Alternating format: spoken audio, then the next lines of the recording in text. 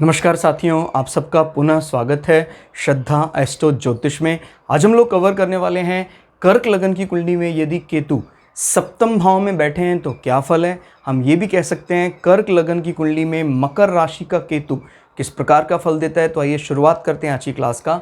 लग्न से गिनेंगे अगर हम एंटी क्लॉकवाइज घड़ी की विपरीत दिशा में तो आएगा सातवां भाव। सातवां भाव मकर राशि क्या बताता है, ध्यान रखिए। अगर हम खाली ये देखते हैं कि कर्क लगन की कुंडली है और सप्तम भाव मकर का है तो ये तो बात तय है कि जो भी कर्क लगन का पार्टनर होगा वो एक प्रकार से 10 नंबर का अर्थ है शनि का एग्रेसिव रूप, उस रूप का सामना करता है। उसका पार्टनर में एग्रेशन होता है। अब वो एग्रेशन पॉजिटिव होगा या नेगेटिव होगा, समाज उसको क्या मानेगा वो तय करता है इस नंबर का लॉर्ड यानी शनि। जैसे शनि अगर यहीं बैठ जाता है, स्वग्रही हो जाता है, तो स्वग्रही होने से इसका प्रभाव ओवरऑल उसके जीवन में, क्योंकि ये पार्टनरशिप का हाउस भी होता है, तो उस हिसाब से अच्छा माना जा सकता है। लेकिन प्राय ऐसा माना जाता है कि शनि 7th हाउस में अगर शत्रु हाउस में है, नीच का बैठा हुआ है, तो मैरिज में डिले कराता है। देता है वो लेकिन डिले कराता है। इस कंडीशन में भी मैरिज डिले हो सकती है अगर अपने घर में भी बैठा है, स्पेशली मकर में। लेकिन हमें फिर ये देखना होगा कि जो इसका कारकत्व है यानी शुक्र, वो किस स्थिति में बैठा है, कहाँ बैठा हुआ है। अब मान लीजिए शुक्र एक्सेल्ड करके यहाँ बैठा हुआ है, तो अगर शनि यहाँ बैठा है उसके बाद भी विवाह का सुख उसको जीवन में जल्दी मिल जाएगा। क्लियर हो गया।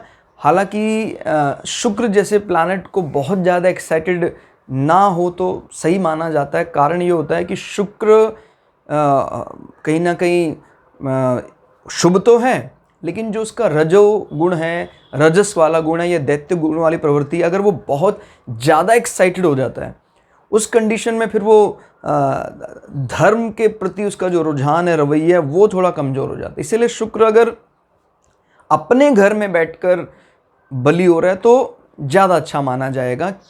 अदरवाइज फिर वो उपभोग में बहुत ज़्यादा लिप्त हो सकता है। तो एक्साइटेड स्टेट किसी प्लैनेट, शुक्र जैसे प्लैनेट का, आपको संसार में बहुत ज़्यादा रति सुख की ओर आकर्षित करना, ज़्यादा से ज़्यादा जितने भी नए कंफर्ट बढ़ाने वाली सुख सुविधाएं उनको उनका टेस्ट करते रहना, ये तो इसलिए शुक्र को हर बार ग्रह उच्च का ही अच्छा माना जाएगा ऐसा नहीं है। शुक्र जैसा ग्रह अगर जैसे कालपुरुष की कुंडली में कुटुंब भाव में बैठ जाता है, बहुत अच्छा माना जाता है। सेकेंडरी कारक भी है कुटुंब भाव का। तो अगर ऐसे प्लैनेट बैठते हैं कुटुंब भाव में स्वग्रही होकर, तो उसको हम ज़्यादा, क्योंकि एक्साइटेड स्टेट का मतलब होता है उसका पार्टी टाइम, उसकी फेवरेबल पार्टी। और शुक्र जैसे प्लैनेट अगर पार्टी में बैठते हैं तो आपको पता है कि वो फिर सस्ते में निपटने वाले तो है नहीं, वो पूरी लग्जरी चाहते हैं जीवन में, पूरा वैभव ऐश्वर्य चाहते हैं। तो वो जब हम कुंडली देखेंगे आप धीरे धीरे धीरे धीरे खुद ब खुद एनालाइज करने लग जाएंगे। लेकिन अभी हम क्योंकि एकदम पहली सीढ़ी चढ़ रहे हैं अभी एस्ट्रोलॉजी की, तो इसलिए आप जो भी मैं आपको फल बता रहा हूँ, यूट्यूब पे मुझे काफ़ी कमेंट मिलते हैं कि सर हमारे कुंडली में इस भाव में केतु बैठा हुआ है, इस भाव में केतु बैठा हुआ है, ज़्यादा अच्छे परिणाम नहीं मिल रहे हैं या ज़्यादा बुरे परिणाम मिल रहे हैं। देखिए ये अभी प्राइमरी लेवल हम लेकर चल रहे हैं। हम जब 2 ग्रह 3 ग्रह का एस्पेक्ट्स पढ़ रहा है, इस पे कंजंक्शन है उसके साथ, वो सारी बातें ले लेंगे तो फिर एक नई दृष्टि खुल जाएगी। लेकिन सबसे, मैंने बताया ना, सबसे सरल जो पद्धति है भृगु संहिता में जो वर्णित है, हम अभी उस पर चर्चा करें कि अगर केतु अकेला यहाँ बैठा है तो क्या फल हो सकता है। और केतु का जो मोक्षा वाली दृष्टि है वो अकेले बैठे हुए या बृहस्पति के बैठे हुए वो ज़्यादा दिखाई देती है। और अगर वो किसी के साथ बैठा है तो वो फिर सेकेंडरी एजेंडे में आ जाती है। तो ये ध्यान रखना है कि केतु अगर यहाँ अकेला बैठा हुआ है तो उसको मटेरियल गेन के हिसाब से, सांसारिक सुख के हिसाब से अच्छा नहीं माना जा सकता, क्योंकि वो अपने पार्टनर के प्रति उदासीन रह सकता है। और निश्चित रूप से ये उदासीनता समाज में उसका यश बढ़ाने वाली नहीं है, घटाने वाली। अब कई ऐसे उदाहरण भी मिलते हैं जहाँ कई मतलब महापुरुषों ने जीवन में संन्यास लिया और पत्नी की सहमति से उसका त्याग कर दिया। वो एक धनात्मक दृष्टि है, पॉजिटिव साइड है लेकिन इसमें ऐसा भी हो सकता है कि हम उसको परेशान करके उसको त्याग दें, इस प्रकार की भावना। क्योंकि केतु कहीं भी बैठा हो अकेला, उसका प्राइमरी एजेंडा यही है कि सांसारिक विषयों से निवृत्ति, ये इसका प्राइमरी एजेंडा रहता है। और मटेरियल गेन में तो जो भी मटेरियल माने वायु तत्व राशियाँ और पृथ्वी तत्व राशियाँ हैं, सामान्यतः वहाँ पर केतु अगर अकेला बैठा है और कोई उसको इंस्पायर भी नहीं कर रहा है, जैसे मान लो बृहस्पति दृष्टि डाल रहा है, तो भी उसके माइंड सेटअप में कहीं ना कहीं सांसारिक विषय वस्तु आ जाएंगी। क्योंकि बृहस्पति भी इस तरह से मोक्षा की प्राप्ति नहीं चाहता है। मेरी बात समझ रहे होंगे आप। संसार में रहते हुए, अपने कर्म करते हुए, रिस्पॉन्सिबिलिटी निभाते हुए, ज्ञान का अध्ययन करते हुए, इस प्रकार से बृहस्पति चलता है, अपने रूप को भी बनाए रखता है। केतु तो एक ही बात करता है कि नहीं, रूप सौंदर्य ये सब चीज़ें छोड़िए, संसार को तुरंत संसार त्यागने के लिए। ये वाली जो भावना है ना, ये एक्सट्रीमिस्ट इस मामले में वो केतु हो जाता है। तो आपको पता है जो भी चरमपंथी होते हैं या एक्सट्रीमिस्ट होते हैं, उस विचारधारा में कहीं ना कहीं एक लेवल पर दोष भी देखा जाता है। क्योंकि जब आप चरमपंथ पर चले जाएंगे तो फिर आपका दूसरे वस्तु को आप इररिलेवेंट मानते हैं। और मैंने बताया ना, एस्ट्रोलॉजी में कुछ भी गलत नहीं होता है। कहता सर क्यों नहीं होता है, मेरे जीवन में इतना एक कंजंक्शन मिला है। क्योंकि वो मेरा जीवन है, तो वो मैंने ही बनाया और मैंने ही बिगाड़ा है। अगर बिगड़ा हुआ तो मैं ही बनाऊंगा उसको। इसलिए ये कह के हम भाग नहीं सकते। मतलब यहाँ पर अकेला बैठा केतु ज़्यादा अच्छा परिणाम देने में सक्षम नहीं है। शनि के साथ बैठ जाएगा तो शनि को बहुत ज़्यादा बलि कर देगा, फिर ये अच्छा माना जाएगा। याद रखिएगा, शनि डार्क साइड, अंधकार पक्ष के राजा माने जाते हैं। उसके साथ बैठकर केतु उसको 2 गुना नहीं, कई गुना शक्तिशाली बना देता है। ठीक है। और यहाँ बैठकर आपको कहीं ना कहीं इंटरनल सेक्सुअल ऑर्गन में परेशानियाँ आ सकती हैं। इसमें महिला के लिए यूटेरस, पुरुष के लिए टेस्टिकल्स यानी गर्भाशय, और अगर हम और बात करें तो जो भी लेग पिट्स वगैरह, वहाँ पर कोई फंगस, खुजली, इस प्रकार का रोग भी दे सकता है। और ऐसे व्यक्ति अगर शनि यहाँ नहीं बैठे हुए हैं तो जो भी पार्टनरशिप है, मतलब कोई भी कार्य जो है, वो कार्य अगर वो पार्टनरशिप में करते हैं तो उनको ज़्यादा फायदा नहीं जान पड़ता है। क्योंकि केतु बात करता है कि जब आप व्यापार पर आते हैं थोड़ा डिप्लोमेट होना पड़ता है।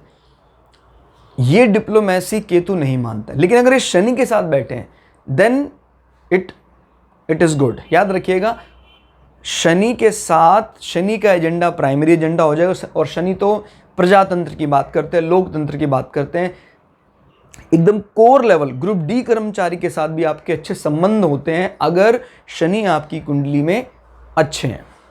जो भी ग्रह, जैसे मान लीजिए सूर्य बहुत अच्छा, शनि बहुत खराब है, इसी से अंदाजा लगा सकते हैं ये भी एक गलत बात। और कलयुग में तो बहुत ही गलत बात है। क्यों? आप राजपक्ष का आदर करते हैं, आप राजाओं के साथ मिलकर, राजाओं जैसे लोगों के साथ मिलकर, आईएएस आईपीएस के साथ मिलकर अपने आप को बड़ा ज़्यादा बलशाली महसूस करते हैं। लेकिन उसी ऑफिस में रहने वाले ग्रुप डी कर्मचारी, सामान्य जन आपसे नाखुश रहते हैं। ये एक अच्छी दृष्टि नहीं है। क्योंकि प्रजातंत्र में जब तक सामान्य जन की इज्जत नहीं होगी तब तक आपका कोई कार्य सार्थक नहीं होगा। इसलिए आज के 2000 साल पहले, आज के 500 साल पहले तक जो भी आपने कोई पुस्तक ऐसी उस समय की लिखी पढ़ी है, तो वहाँ पर एक बात दिखाई देती है जो अब विरोधाभास है कि शनि कोई ज़्यादा बल नहीं रखता है। आज की दृष्टि में शनि जैसे ग्रह का बल ज़्यादा माना जाएगा।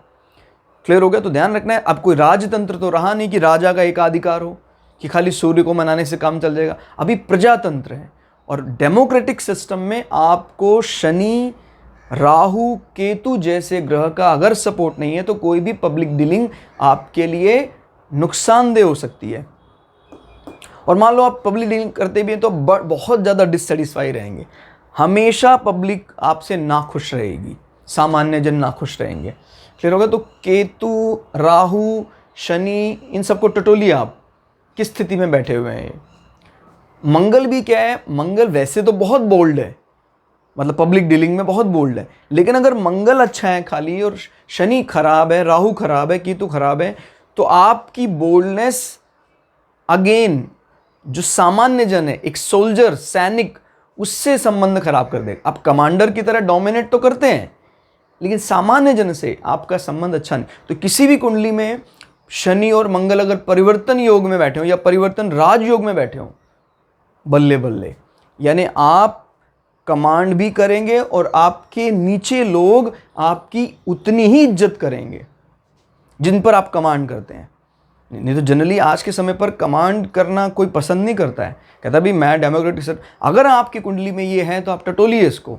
मंगल और शनि अगर परिवर्तन राजयोग में हैं, आप किसी को भी आज्ञा दें, मतलब पूरे मन से आज्ञा दें, वो आपकी बात मानेगा और अंदर से उतना ही सम्मान करेगा।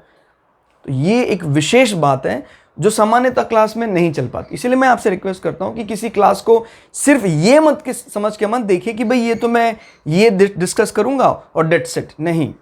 क्योंकि ये जो पैरेलल टॉक्स चल रही हैं, ये मोस्ट इंपॉर्टेंट पार्ट है क्लास का। इनफैक्ट सबसे इंपॉर्टेंट पार्ट तो वही है। कई लोग कहते हैं कि सर सप्तम भाव में हमने देखना था, तो वो तो कन्वर्सेशन सिर्फ 5 ही मिनट चली, बाकी 10 मिनट कुछ और कन्वर्सेशन चली। याद रखिए, ये कन्वर्सेशन, ये बातचीत एस्ट्रोलॉजी सीखने के लिए है, ना कि हम एक ग्रह के सिर्फ सप्तम भाव में फल को जानकर एस्ट्रोलॉजी सीख जाएंगे। तो इसीलिए ये ध्यान रखना है आपको, किसी भी तरह से जब कोई विषय चल रहा है तो विषय के जो पैरेलल साथ चीज़ें चल रही हैं उनको जरूर समझिए आप। अब हम सप्तम भाव से पार्टनरशिप भी देखते हैं, किसी भी तरह की पार्टनरशिप। सप्तम भाव से पति पत्नी का पार्टनरशिप भी कहा जा सकता है। अब कई कुंडलियों में शुक्र बहुत अच्छा होता है, लेकिन सप्तम भाव क्रैश हो गया, खराब हो गया, तो वो लैंगिक सुख तो भोगता है, लेकिन लैंगिक सुख के लिए वो अपने पार्टनर के साथ इन्वॉल्व नहीं होता है। क्लियर हो गया? तो ध्यान रखना है। और अगर सप्तम भाव में राहु बैठे हैं और शुक्र की स्थिति खराब है, बृहस्पति की स्थिति खराब है, तो इस कंडीशन में आदमी व्याभिचार की ओर आकर्षित हो, उस पर लांछन आरोप लग सकता है। बृहस्पति ज्ञान का स्वामी है।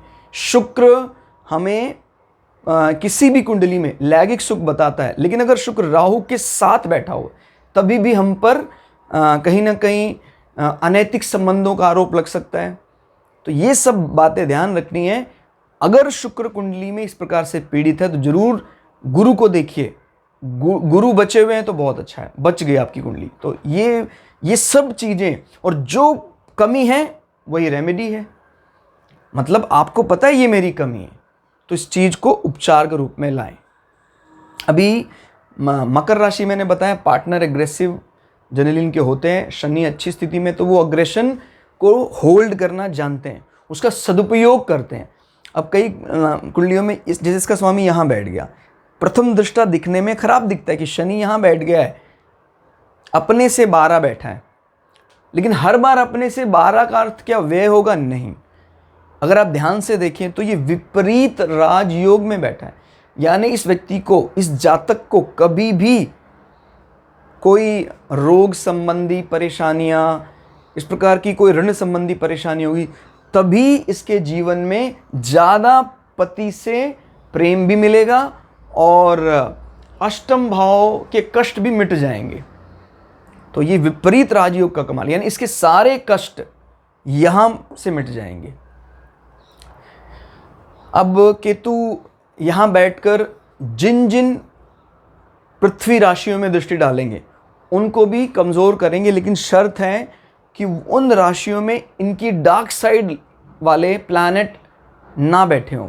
अगर इनकी साइड वाले प्लैनेट, जैसे बुध बैठा है सपोर्टिव होकर, शुक्र बैठा है सपोर्टिंग होकर, शनि बैठा है, तो फिर केवल केतु उस ग्रह के बल को बढ़ाएंगे, बाकी वो ग्रह अपने आप देख लेगा।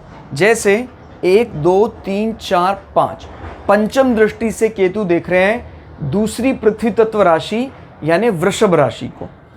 कहा जाता है कि 11वें भाव में प्रायः मटेरियल गेन के लिए, ना चाहते हुए भी प्लैनेट मटेरियल गेन यानी धन के लिए तो कुछ ना कुछ देता ही है।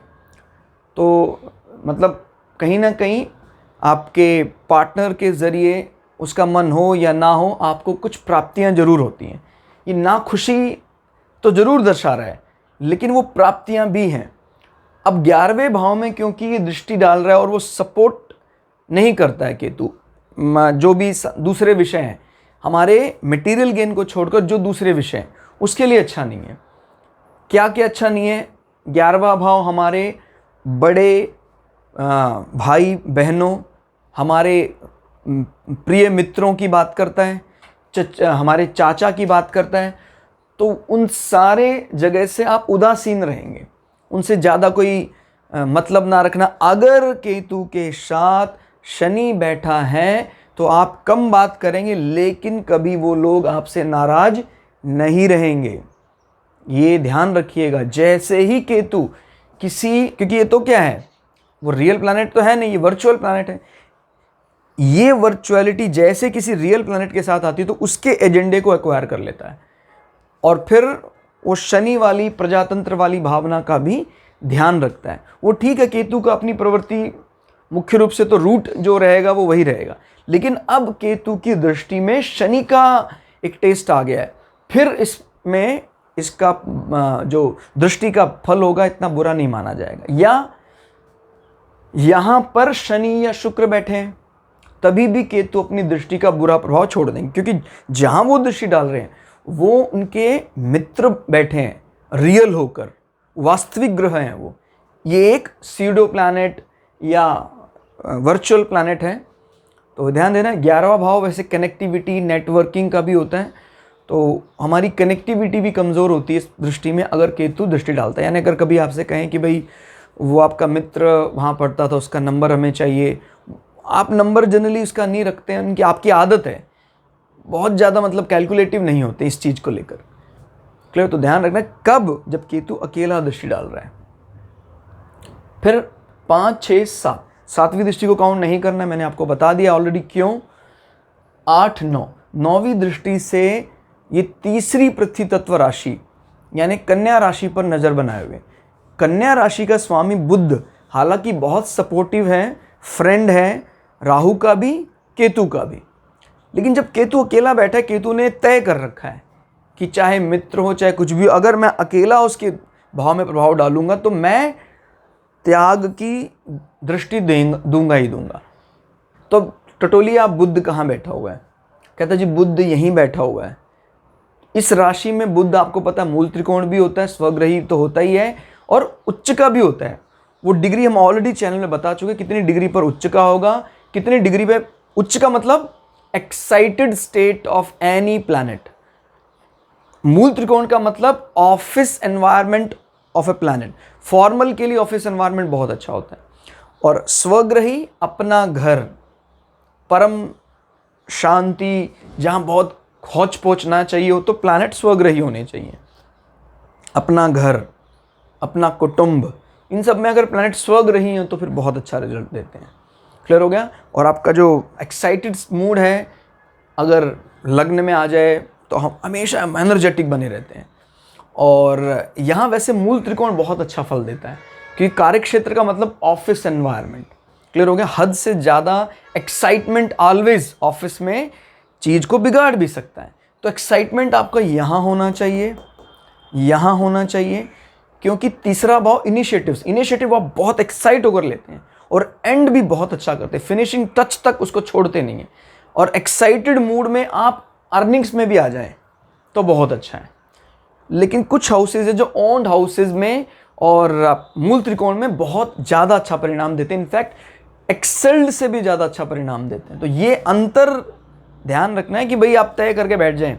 आपको एक बात बताऊं, अगर आपकी कुंडली में 4 या 5 एक्साइटेड मूड में कोई प्लैनेट आ जाते हैं तो फिर आप सांसारिक दृष्टि से अच्छे नहीं माने जाएंगे, ये नेगेटिव साइड चला जाएगा। Excess of everything is bad, मतलब मैंने क्या बोला है, सांसारिक दृष्टि से। हालांकि फर्स्ट क्लास वाली बात तो ठीक है, आपकी शुरुआत से ही धर्म को लेकर रुचि, कमाल की धर्म की को लेकर रुचि रहेगी, लेकिन जो सांसारिक विषय हैं उन विषयों को लेकर आप मतलब बहुत ज़्यादा प्राप्तियां, इस प्रकार के विषय में बात नहीं की जा सकती। तो इसलिए ध्यान रखना है, हमारी कुंडली में अगर 2 ग्रह उच्च के हैं और 2 ग्रह नीच के होके नीच भंग में आ रहे हैं या अपने स्वग्रही में आ रहे हैं, वो ज़्यादा बैलेंस्ड है।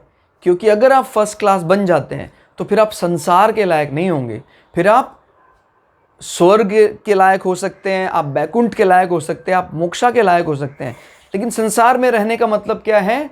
दोष। और संसार को छोड़ने का या मोक्षा का मतलब है निर्दोष।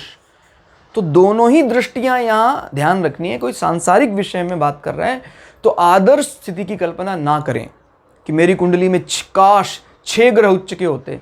तो फिर अगर आप 6 ग्रह उच्च के ला रहे हैं या 7 ग्रह उच्च के ला रहे हैं तो फिर आप इस धरती के लायक नहीं हैं। आप स्वर्ग के लायक हो सकते हैं, आप बैकुंठ के लायक हो सकते हैं, धरती के लायक तो कतई नहीं है। तो ऐसा आदमी अपने जीवन को पूरी तरह ईश्वर को समर्पित कर देता है। कई बार उसका जीवन सांसारिक दृष्टि से एक प्रकार से उद्देश्यहीन भी जान पड़ता है उच्च के ग्रह के कारण। तो ये इस बात को पकड़ना है कि बैलेंस बनाना बहुत ज़रूरी है। जबकि आज की स्टेट में कई बड़े बड़े एस्ट्रोलॉजर, जाने माने एस्ट्रोलॉजर ये कहते हैं, जैसे मंगल जैसा ग्रह अगर कर्क राशि में नीच का हो जाता है, वो अच्छे फल दे रहा है आज की स्थिति में, क्योंकि हमें कोई जंग नहीं लड़नी है बॉर्डर पर जाकर। ऐसे व्यक्ति, कर्क राशि में नीच का मंगल, अगर ऐसे व्यक्ति कोई भोजन बनाने का, 5 स्टार शेफ, इस प्रकार का कोई कार्य करते हैं, बहुत अच्छी सफलता मिलती है। तो ये जरूर ध्यान रखना है कि हर बार उच्च के ग्रह की तलाश में नहीं रहना है। और धीरे धीरे आप स्वतः सीख जाएंगे कि कब कौन से हाउस में कोई ग्रह नीच का होकर भी उच्च से ज़्यादा अच्छा फल दे रहा है। तो ये नवी दृष्टि से तृतीय भाव अगर बुद्ध यहाँ बैठा है तो आदमी अपनी बुद्धि से अपने इनिशिएटिव कमाल के लेता है। यानी जो उसका पराक्रम वाला पार्ट है वो कोई डिशुम मंगल की तरह पराक्रमी नहीं है। वो आज के समय पर मंगल के पराक्रम की कोई खास आवश्यकता भी नहीं है। कई बार वो काम को बिगाड़ने वाली है, क्योंकि मंगल तो आपको पता ही है डिशुम की बात करता है। बुद्ध के पराक्रम का अर्थ होगा पूरी सटीक बुद्धि लगाकर ऑन पेपर आप एकदम कोई चूक नहीं करते हैं, कोई गलतियां नहीं निकाल सकता है। एक्साइटेड स्टेट में बुद्ध बैठा हुआ है। और जब केतु की दृष्टि यहाँ पड़ती है तो एक ये भी दृष्टि आती, क्योंकि अब इसको क्या माना जाएगा? पॉजिटिव माना जाएगा। केतु की दृष्टि एक तो बुद्ध को बूस्ट अप करेगी और आपके मन में इन विचारों के प्रति क्योंकि लिप्त भी नहीं होना है, आप बहुत अच्छा काम कर रहे हैं, लेकिन इसका अभिमान भी नहीं करना चाहिए। तो अभिमान से बचा लेता है या कहीं अहंकार से बचा लेता है केतु। बहुत अच्छा कार्य करते हैं भाई बहनों से, नो डाउट केतु के प्रभाव के कारण एक प्रकार से कम समय ही मिलता है आपको बातचीत करने का, लेकिन भाई बहन हमेशा आपके साथ रहेंगे। पड़ोसियों से कम बातचीत होगी केतु की दृष्टि के कारण, लेकिन पड़ोसी कभी आपसे नाराज नहीं होंगे। ये बड़ी विचित्र बात है कि हम कोई तो पूरा जीवन लगा देता है अपने पड़ोसियों को ही, रिश्तेदारों को ही बनाने में, फिर भी रिश्तेदार और पड़ोसी नाराज रहते हैं। और एक बोलता ही नहीं है या बहुत कम बोलता है, फिर भी सारे पड़ोसी सारे के सारे जो उनके नेबर्स हैं, उनके रिलेटिव्स हैं, वो प्रसन्न रहते हैं।